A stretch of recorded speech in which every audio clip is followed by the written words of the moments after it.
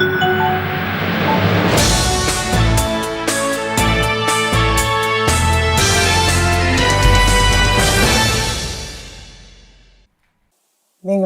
welcome to MITV's special talk show Perspectives.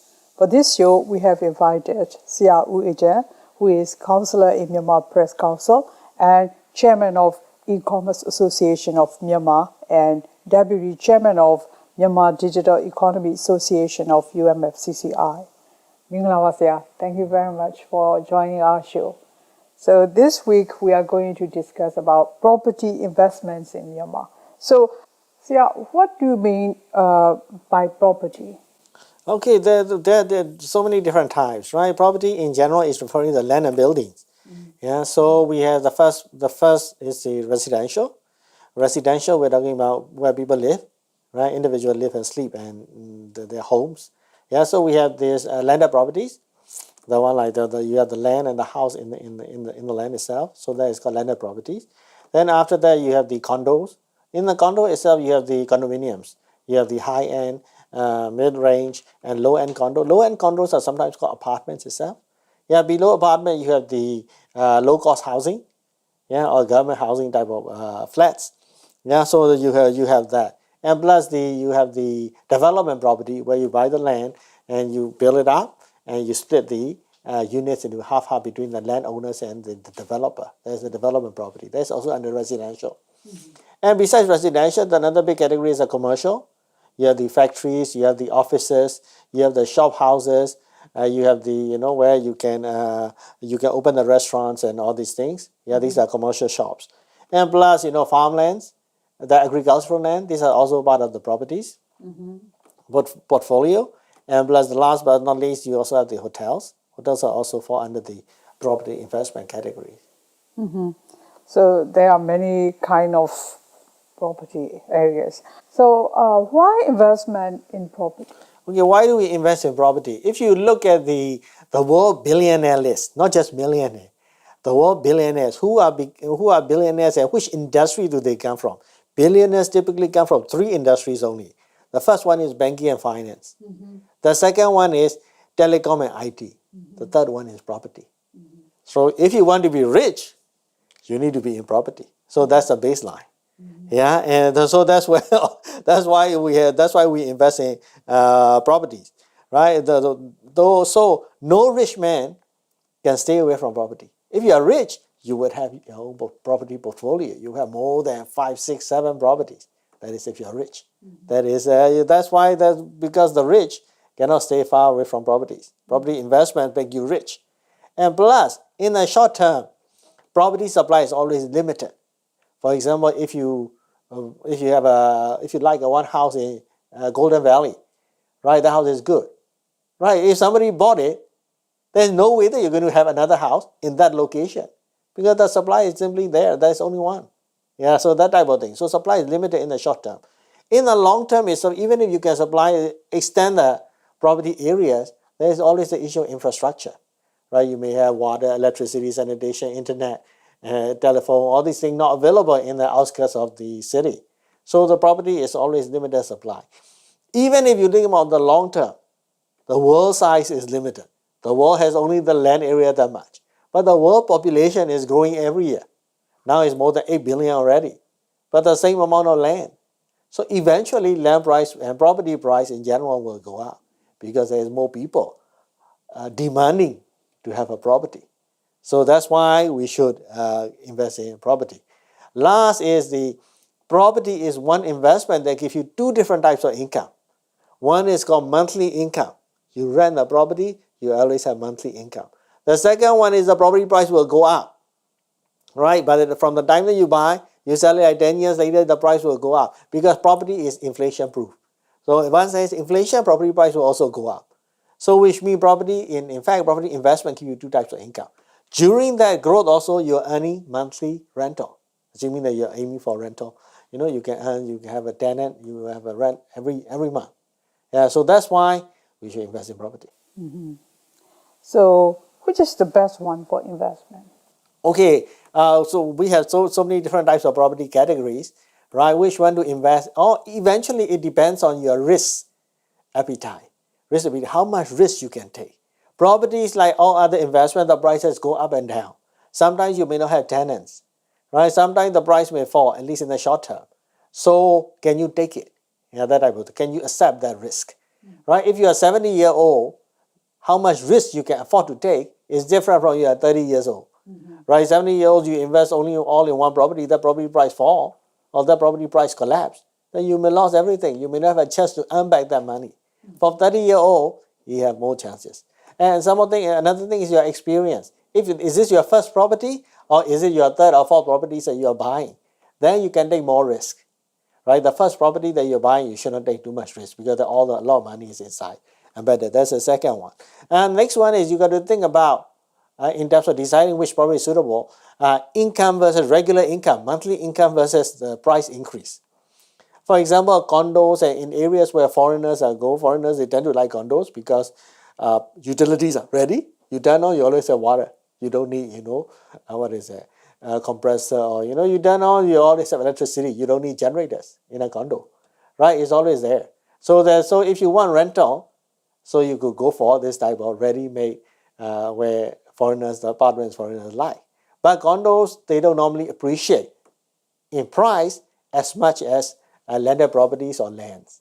So there's always a trade-off between the capital appreciation and monthly income. There's something that you need to consider also, right? So the third one is you need to consider the state of the economy, which, for example, the government project. Well, last time you remember there is a project or Dala or whatever, they're going to have Dala Industrial Park or they're going to have a bridge, and then all the prices in Dala went up, right? The property prices, the farmland prices. So that type of thing. So that also plays a part in which type of property that you want to invest. So there is always the risk-return trade-off. If you want high return, that property is going to have a higher risk of losing money. So can you afford that risk? Yeah, that type of thing. But obviously, farmlands and all they may increase price more, but you may not even be able to find a tenant to rent out your farm every year. But in the city, downtown, if you have an apartment, you can find the tenants easily. So it depends on what you're looking for and what type of risk you can take. So it depends on our taking the risk for chance to get the good chance for more profits. And how do you value properties to ensure you will not overpay for them? Yeah, in other countries like Singapore, Malaysia, and probably Thailand, they have the what we call valuation. And we should do a valuation. Then they have the special profession called valuer or valuation expert. So for every property, they will produce a valuation report. Right, this property, how much is that supposed to be worth? So, and the owner, the buyer, and the potential buyer and the seller, they try to negotiate based on this valuation report. In Myanmar, there is no such thing as professional valuers or valuation report, right? So how do we sort it out to make sure that we don't overpay for a particular property? And the fact is, you need to talk to as many people as possible, and you need to be knowledgeable. Let's say, for example, you want to buy a place in Golden Valley or whatever. You got to see your friends around that neighborhood to see how much are the prices and all these things. You ask not just one broker, you ask different brokers to determine the price, and you talk to as many people as possible to see the trend of these properties, the neighboring houses, how much they're selling, how much they're offering. Yeah, then only then you can be assured that you will not overpay for that particular property. And plus, internationally, they have a rule for the property investment: 100-10-3-1. 100 means you should look at 100 properties. You should look at 100 advertisements of the properties, if possible. Then you should look at 10 properties in detail. 100 become 10, so then the 10 that you like. Yeah. Then you can make the offer to buy 3 of them. Then finally you decide on one. So the fundamentals are the same. Therefore, in the foreign country, they are saying that you should try to be knowledgeable. You try to look as much as possible first before you committing yourself to buy a single property. So this is how to buy, yeah? And how do you know when we should sell? Okay, again is you have to realize that the property that you bought is inflation proof. inflation go up, your property price will also go up. So you cannot lose money typically in the long term for the property, right? So your property will always make money. Yeah, so so you cannot, you cannot be selling, based on your personal circumstances. You got to look at the market carefully, and then you think of the sell. If possible, try not to sell, because eventually property will be profitable. That's the first thing.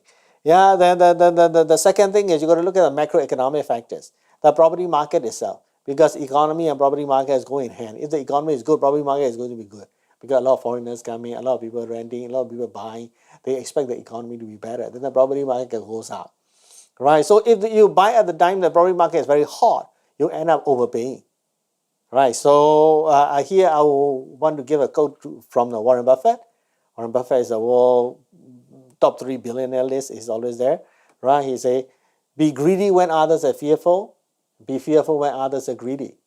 So when everybody is buying property, everybody is grubbing and buying every property, then you should be afraid. You should not buy at all, right? Then when everybody is, fearful, you should be greedy. When nobody is buying property, all these, then the property price is so low.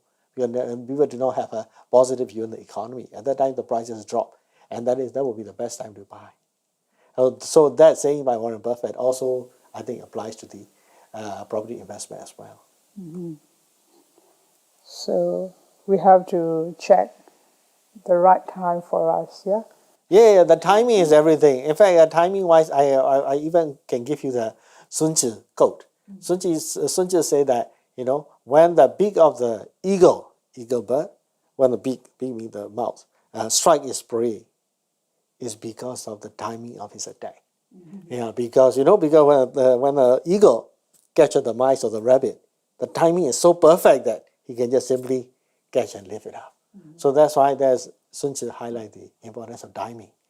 Yeah, but the thing is, if you can get the timing right every time, you don't have to do other jobs in your whole life anymore. You just have to buy and sell, right? Because we can never get the timing into perfection. We try as much as possible, but we cannot get it right. So how does property compare with other investments? Well, the main advantage is property provides you a roof over your head compared to other investments. When you buy property, you can go and live there. When you invest in shares, can you go and live there? You cannot go and live in the stock exchange or in that company. If you invest in gold or whatever, can you live with the gold? You cannot, right? But property, you can go inside the property and live there. So that's the main advantage of that, because everybody needs the roof over their head, right? So property, that is the main advantage. Another advantage is property gives you two types of income, as I mentioned before: regular income plus the capital increase. Yeah. So do not confuse that way. Oh, gold also, if you trade gold, you give income. No. That is called trading income. Trading, you buy and sell things. Here we're talking about investment. Investment means you put money in, you don't do anything. That gives you income. Property is like that. You buy a flat, you don't do anything, you still get the rental income, right? You don't have to think. You just buy tenant and you live there, you can get rent. Plus, that flat price increase also, you also earn money. So that is called investment. Investment means you don't really have to work. Yeah, gold trading means, buy is the hard thing about the gold, other you have to work. Yeah, that is not called investment income. That is called trading income. Yeah, do not get confused. So if you buy like gold do not have regular income. Right? You buy gold, you just look at the gold bar, you don't earn money. Right? You only when the gold price increase, there's a capital appreciation, that you earn money. Obviously, if you look at the stock and shares do give you some regular income, is dividends. Dividends they give you that. Yeah. But dividends once every 3 months they will give. And plus share price also do go up. Yeah. So quite similar to property, but the only difference is property you can go and live there. Yeah. Shares you cannot go and live. Yeah, gold is they will only give you one type of income, capital appreciation. So these are the main differences. By the way, buying cars are not investment. Cars are depreciating assets. Car do not give you any income. You can say, oh, you can rent out the car. That's your business. Yeah, but car normally are depreciating assets, not investment assets. So what are the things to watch out for when buying properties? Okay, the first thing, the most important thing is the ownership. Or whether the guy who is selling the property, does he actually own that property? Right? And is it free from, mortgage, or free from, or other inheritance issue? Right? The parents may give it to 3 siblings, but he say that he is the owner.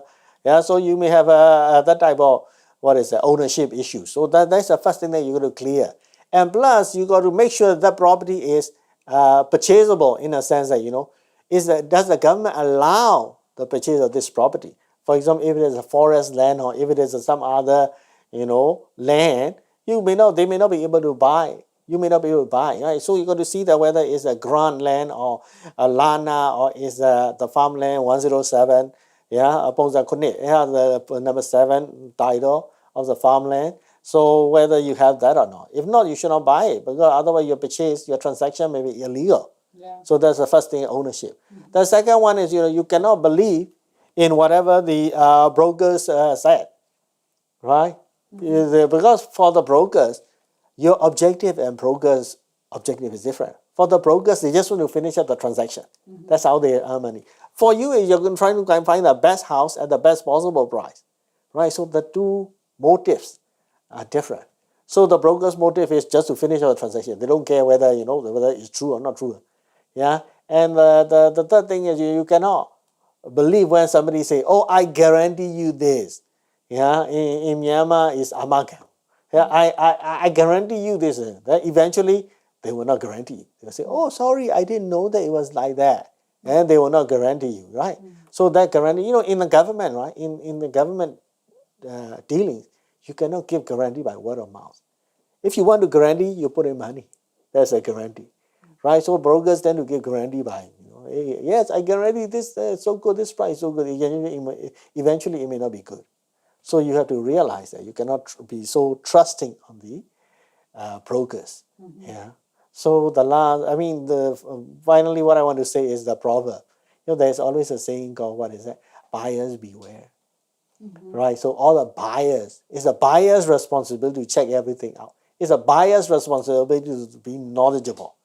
The brokers may cheat you, seller may cheat you, but we have to be knowledgeable and we have to be aware not to get cheated.